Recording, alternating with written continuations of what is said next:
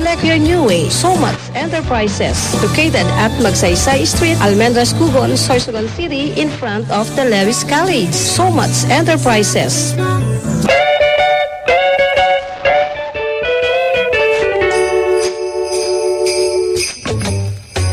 Ngunya na panahon, pigsilibrarta ang pagkabuhay nin mahal na Diyos. Lugod magdanay sa tuya ang tunay na mensahe kani. Iyo ang pagbinuruutan, asin pagkasararo. Magpasalamat kita sa padagos na pag-iingat sa tuya, asin sa bilog na pamilya. Mag-ugma kita, ulitan nagdadanay ang pagkamuot kang lapang sarap. Uli sa pagkahirap ni mahal na Diyos, magiging ayos ang gabos. Ipadagos ta ang mga magayunon na napunan sa maabot na pagpungtaon. Sa patunta ini, napano kipaglaom, paniniwala asin pagpapasalamat. Sa giraray, halip sa sakuyang opisina asin pamilya. Ini po ang sa inyong lingkod, Konsehal Ray Taladtad Kanbakon, nagbabati sa inyo kisarong maugmang Pasko asin manigong bagong taon sa gabos. Isang masaya, puno ng pagmamahal sa buong pamilya at sa ating kapwa. Mensahe ngayong Pasko mula kay Mayor Minez Hamor ng Kasiguran, Sorsogon. Mula sa LGU Kasiguran at sa aking pamilya, binabati po namin kayo ng maligayang Pasko at manigong bagong taon. Mensahe mula kay Mayor Minez Hamor ng Kasiguran, Sorsogon.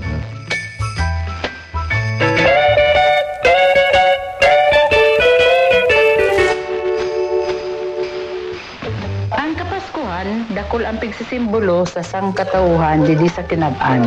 Parehas kan pagkamundag ni sarong umboy sa sabsaban. Inspirasyon nin padagos na paglaom, mientras nadadanasan ta ang mananlain na kagubatan na satuyang namamatean. Parehas kan pagkikipaglaban ta sa nakaaging pandemya, asin iba pa na dagok na satuyang namatean.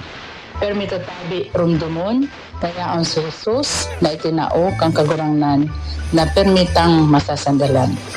Lugod ining pagselebrar ta kang kapaskuhan nga na taon, simbolo ning bag-ong paglaom, pagbibigayan, asin pagkamuot ng lambang saro. Initabi si Liga President Kapitana Bessie Diaz, magpapaabot kan tunay na espiritu kan Pasko, kairiba ang sakuyang pamilya. Maugmang Pasko, asin manigong bagong taon sa gabos.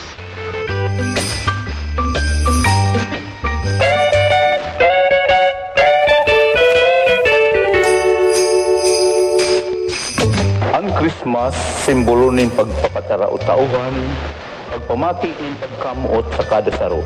Panahon ng paghurup-hurup sa pagsilibrar, kang kapanganakan kasatuyang paratubos. Lugod mo niya na Pasko, maisilibrar niya to nin maugma, kasabayan kang satuyang bilog na pamilya asin may pagkamuot sa lambang saro sa tuya. Maisilibrar ta nin dainin kung ano pa man na pag-alang-alang sa buhay.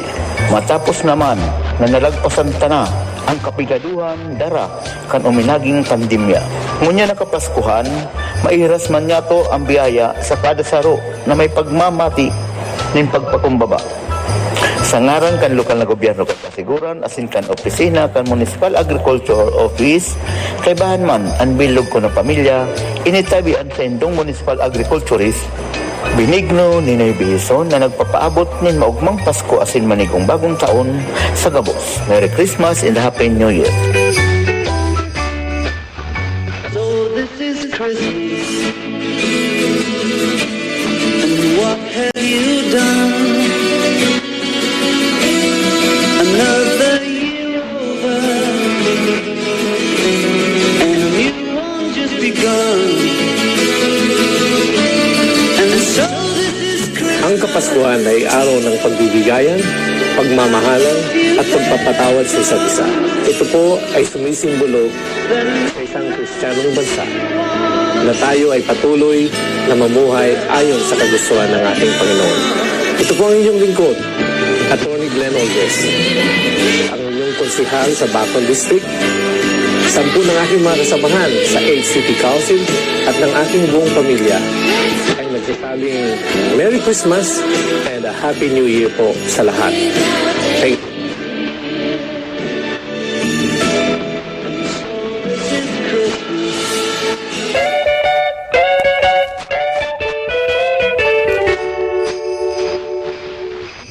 Ang Christmas, simbolo ng pagpapatara o tauhan, pagpamati ng pagkamot sa kada saro, panahon ng paghurup-hurup sa pagsilibrar, kang kapanganakan, kasatulang paratibo.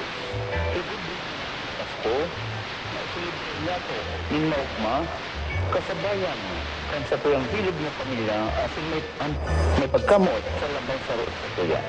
Maisilipertan, dainin kung ano pa man makag-alang-alang sa buhay.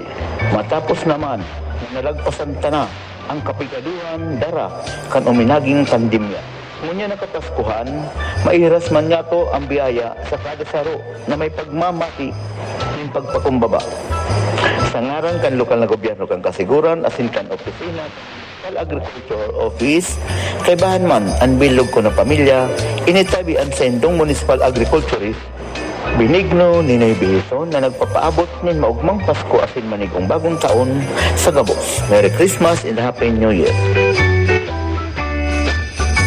Simula sa pinakaunang pagsasahimpapawid ng Pasalingaya 88.1 FM noong araw ng Pasko taong 2017.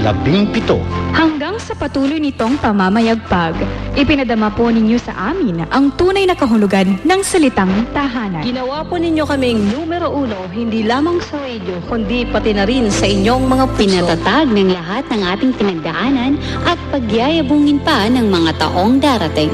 Mananatili pong desidido magserbisyo ang pamilya Pasalingaya. Kaya, sa ikalimang taon natin sa industriya, hayaan po ninyo na muling pagtibayin ng Pasalingaya 88.1 ang aming pangakong paglilingkod. Kapalit ng inyong patuloy na pagsubaybay, asahan din po ninyo ang patuloy naming pagmamahal. 5 man o kahit ilang taon pang dumating, lagi pong nandirito para sa inyo ang inyong pamilya sa Pasalingaya. Mula sa amin dito sa Kasiguran, maligayang Pasko po at happy anniversary. Thank you for making us the one. Thank you for making us Thank you for making us the one. Magtagumpay po tayo.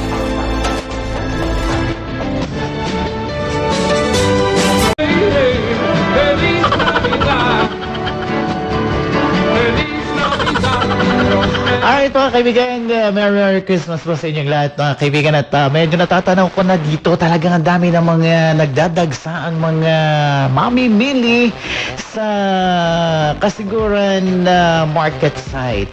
Talagang umpisa ng mga oras na ito mga kaibigan, talagang ating mga kababayan ay abalang-abala na para sa pagsalubong sa Kapaskuhan mamayang hating gabi sa year 2022. At good afternoon po sa lahat ng mga nakamonitor pa rin at nagbabiyahe dyan sa mga drivers natin. Ingat-ingat po tayo at medyo madulas po ang daan at medyo maulan pa rin po ng konti. At merong konting hangin sa labas habang makulimlim pa rin ang ating kapaligiran. Okay?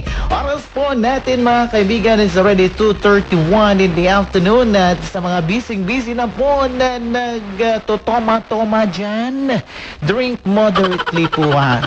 Kailangan nating makontrol ang ating mga tagay-tagay dyan. Especially yung mga merong high ang sugar and cholesterol. Ingat po tayo ha. Ingat-ingat sa pag-inom at sa pagtatagay-tagay. Habang si nanay naman po ay busy sa pagbabalot ng suman.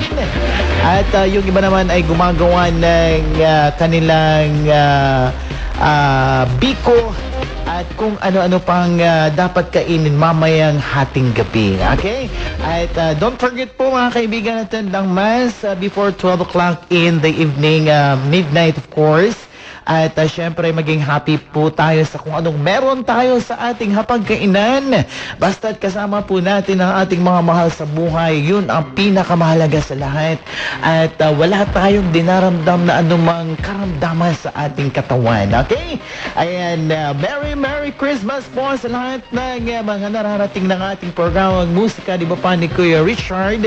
Dito naman po sa Pasalingaya 88.1 FM The One. At gandang hapon po sa lahat ng mga nasa Tampi, Huban, Sorsogon. Merry Christmas po sa inyong lahat mga kaibigan at sa lahat po ng mga market site na nararating ng ating palatuntunang musika, di ba pa ni Kuya Rich?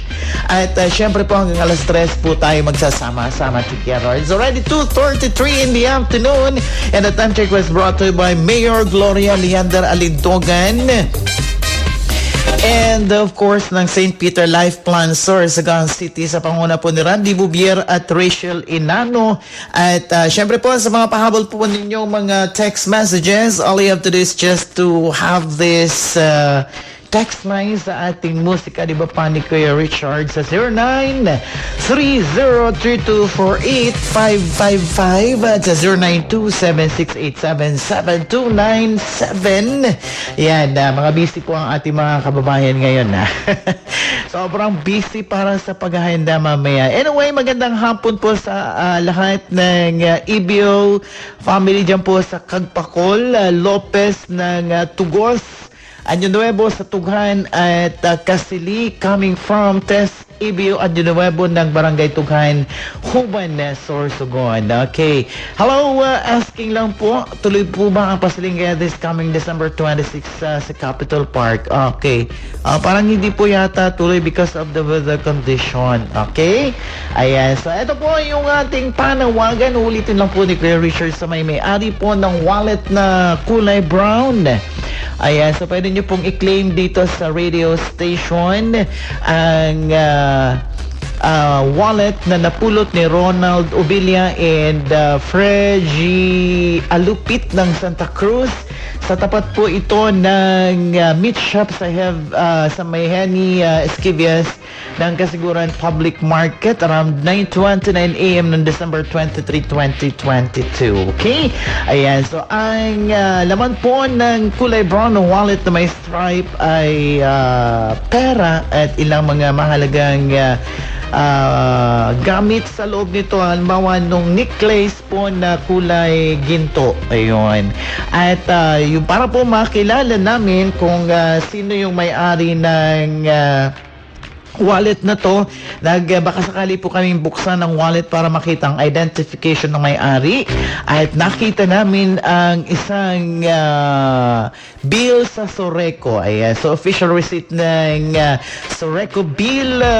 Ang pangalan po ay Garcia Emily ng 721 Adovis, Kasiguran, Sorsogon City. Okay? So, kung sino man po ang nakakakilala sa nagmamay-ari ng wallet na kulay brown na may laman na necklace na kulay gold and pangalan po na nakita naming resibo sa Soreco niya is Garcia Emily ng 721 Adovis, Kasiguran, Sorsogon City. Okay? Ayan, sana marinig ng nagmamay-ari kasi nung December 23 pa po dito sa radio station ng kanyang wallet na kulay brown. Okay? At yan, tuloy-tuloy po tayo mga kaibigan. Merry Christmas, Kuya Richard, coming from June Dolosa ng Buraburan, Huban, Sorsogon.